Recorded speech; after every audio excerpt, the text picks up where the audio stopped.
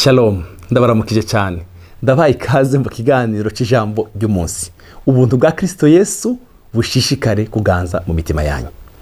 Uyu munsi wa none mfite ijambo rigufi cyane rivuga ngo shishikara gucana icyo gicaniro. Ico gicaniro ntikikakuzimane.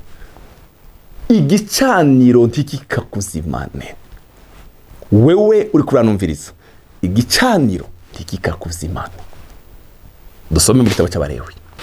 Igitabo cy'Abalewi igice cya 6:12 haravuga ngo Mose abwira bene Aroni nuko umuriro ku gicaniro uze wame waka tuzuzime uheze umuherezi aze yame awucana awurunde kwinkwi uko bukeye aheze azigereke ko ikimazi cyo koswa acoserezwe ibinure z'ibimazi zishimwe. Umurongo wa 13 umuriro uze wame waka ku gicaniro udahengeshanya tuzuzime. Mukundwa uri kurankurikirana, reka ndakuganiriza rino jambo rigufi cyane rivuga ngo bera amaso cyo gicaniro umuriro ntukakuzimane. Imana iri ni tegeko yari yarahawe bene Aroni, barababwira ngo umuriro ku gicaniro tukigere ubazimana. Ikosa ryabaye aba bahungu umuriro wabazimanye baja kuzana uwundi hanze, bafiriye aho nyine ku gicaniro. Imana rero babwiye ngo umuriro ntukaze nguko bukeye. Reka ndakubwire nawe uri kuranyumviriza, uko bukeye mbere yuko umuseka utambika, mbere yuko usohoka mu rugo rwawe, banza umenye neza mbega igicaniro wagicanye, igicaniro cyo gusenga wagicanye, ubuzima bwo gusoma Bibiliya wabikoze. Haleluya. Inkwi twebwe n'amasengesho n'ijambo ry'Imana no guhimbaza no gutazira Imana nizo nkwi tuzana ku gicaniro. Bera amaso igicaniro cyawe, bera amaso igicaniro cy'umuryango. Mureke ndababwire nta bicaniro bibiri bibana, hari igicaniro cy'Imana kiganjije cyangwa ikindi gicaniro kanaka. Hari ibicaniro bya kera bene data abantu bari baracanye yo muri kahise, bene gikugwaho n'ikindi gicaniro. Hari abantu no munsi babayeho mu buzima bubi kubera ibicaniro bibi bari barakoze mu buzima bwabo.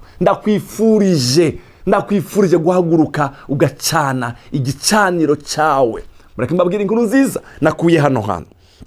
Murazi yuko mu gicaniro ariho duhindurirwa amazina, amateka yacu ahindurwa ku gicaniro. Iyo ubuzima bwacu buri ku gicaniro, ubuzima bwacu burahinduka. Reka nsome mu gitabo cy'Itanguriro igice cya 35 umurongo wa 1. Mvuge umugabo witwa Yakobo. Imana ibarira Yakobo ati va hasi uduga i Beteli ugerereyo unyubakira igicaniro njewe Imana nakubonekeye igihe wahungira mukuru wawe mwene Esawu mwene nyoko. Maze Yakobo acabarira abiwe n'abari kumwe nawe bose ati nimukure ibigirwamana z'abanyamahanga biri muri mwebwe, mwihumanure mwambara izindi mpuzu. Haleluya. Umurongo wa 3 tuve hasi tuje Beteli nanje nubakire Imana igicaniro imwe yanyumvira ku munsi w'ibyago byanje. Imwe yanyumvira ndayubakira igicaniro kandi yagendanyaga nanje mu nzira nagezemo zose. Simbire ku murongo w'10 Imana irambarira ati izina ryawe ryari Yakobo ariko ndukiswe Yakobo. Haleluya. Ukundi wiswe Israeli kuko nuko imwita Israeli. Semeni amen. Tukicitswe Yakobo. Ku gicaniro niho duhindurirwa amazina. Haleluya. Yakobo iriro zina rya Yakobo ryari buriganya muraze amakosa yakoze menshi, ariko ageze ku gicaniro marayika aramusanga. Haleluya. Umurongo wa 11 Imana iramubarira ati ni jewe Mana ishobora byose, urondoke ugwire ihanga rizogukomoka mbere n'igugu ry'amahanga n'abami bazokomoka mu rura rwawe. Kandi igihugu nemeye ko payi Abrahamu na Isaka nzokiguha nawe n'urubyaro rwawe ruzogukurikira. Amen. Ndakwifurije gucana igicaniro cyawe ntikikazime. Yakobo yahinduriwe izina ku gicaniro. Amen. Yakobo yahinduriwe izina ku gicaniro. Urifuza ko ubuzima bwawe buhinduka? Cana igicaniro.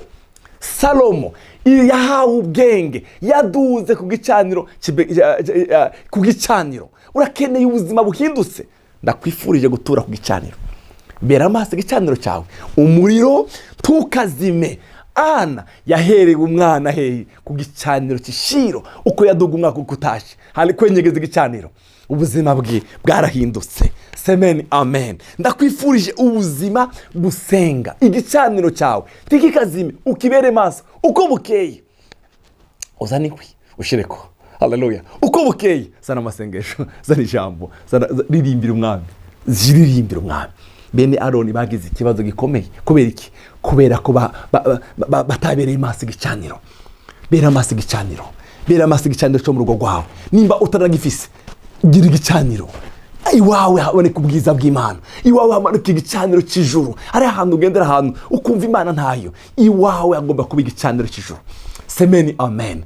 Wubake igicaniro kitazima mu izina rya Yesu Kristo umwami wacu. Yesu aguhezagire. Data, mu izina rya Yesu turagukunda Mana, turasenze ngo haleluya, igicaniro ntikikazime ku buzima bwacu. Iminsi yose y'ubuzima bwacu turakeneye kwenyegeza, gushira mu inkwi. Uko bukeye mu gitondo, uko bukeye Mana shire kwingo, uko bukeye shire kwingo. Ndifuza buno buzima igicaniro ntikazime. Urakoze Mana, ishimwe rugarukire mu izina rya Yesu umwami wacu. Amen.